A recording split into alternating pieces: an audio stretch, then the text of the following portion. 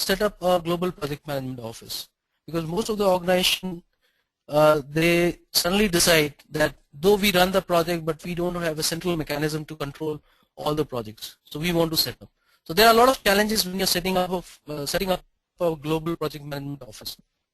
Now, if local project performance is poor, or even worse or unknown, then your organization should ensure that it invests properly or appropriately to prepare for the global stage. Projects are hard and they get harder as organizations strive to obtain performance and growth on a global scale. The enemies are more inside than outside, so be aware of that and ensure that we maintain peace, and therefore please be cautious of these things when you're setting up, when you're initiating a G-PMO initiative. Boundary culture. If your organization decides to form a global project management office and you're pushed to take the leadership, please ensure that you don't hurry up and fall into one of these pitfalls. The first one, which is very common, is a boundary culture. Generally, people don't like suddenly somebody coming out of blues and start infringing into their territory for monitoring and controlling, which most of people may have witnessed when they come across such initiatives. Secretive culture. Also, sometimes people are not willing to disclose the process they follow, contact points they have, and there are other things because they believe that this will make their presence and job insecure in the organization. Change management. People are comfortable with the way they are working. Bringing any sudden change in the way they work will not be appreciated well and sometimes rejected upfront. Redundant resources. Identify the redundant resources, but never try to displace them upfront, and always try to use them in more useful functions or role before taking any decision on redundancy.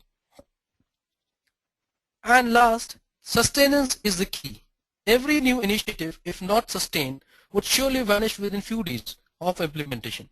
It is important to devise mechanism for sustenance through training and standardized processes and various other systems.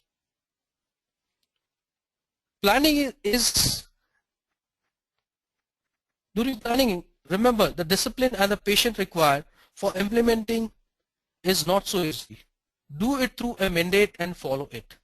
How are we going to do it? You divide your implementation into 4 phases. For example, you can have 2 or 3 phases also. First phase is preparation phase. Now, the most important thing in the phase 1, which is preparation, is issue top mandate to document following of each department, functions of each department, process and process maps, various checkpoints, various tangible and intangible stakeholders, role and responsibilities of each resources along with the responsibility matrix, clearly defining the expected deliverables with inputs and outputs, current monitoring and measuring and reporting procedures and systems. Then you get into analysis phase.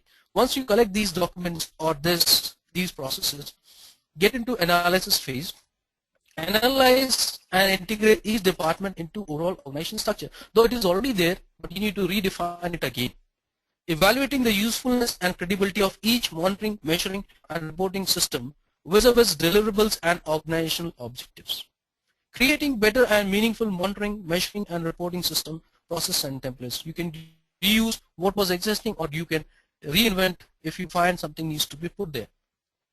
Standardizing the reports as per the departmental needs with requirement of management and organization. Ensure that existing process and procedures are addressing the global project challenges. So whatever we just went through the challenges which we have seen in the previous slides, so those used to be incorporated during the analysis phase. Implementation phase. Publish the G-PMO operating handbook. There has to be a Bible for Global Project Management Office. It's a guidebook where you collate all the formats, all the templates, you identify what to be the guidelines of Global Project Management Office. Then you need to have schedule of reports, whether it is half-yearly, daily, weekly, monthly, whatever. And then you need to have standard templates which can be utilized by global project managers of G-PMO. Then you create a central repository for all such reports through graphical user interface systems for all the departments if they want to get interlinked with GPMO. Standardizing the communication and reporting format templates for project teams, meetings, and management reporting. Then you get into, once this implementation happens, then what is most important is sustenance. In the sustenance phase, you organize a weekly, monthly report, monthly meeting with HOD as per the pre-circulated agendas for looking into the processes of GPMO, whether it needs to be improved or something needs to be removed. So those things can happen. Review and improve the GPMO process and procedure and publish what is new. And every time there is a change, you need to publish, because your people are not restricted to a particular location, because it's a global global domain and people are located in a geographically different locations. They devise a communication for implementation and, more important, sustenance of this initiative, because every initiative collapses after some time if it is not sustained. Parallelly, you must offer training and get the people involved into the Global Project Management Office. So this was my last slide of this presentation. I hope I have covered all the agendas which I was explaining in the beginning of this presentation. What is Global Project Management Office? What can be the benefits? And what are the global challenges, typical global challenges? What can be the process framework when you want to start a Global Project Management Office? And what can be the implementation phases? So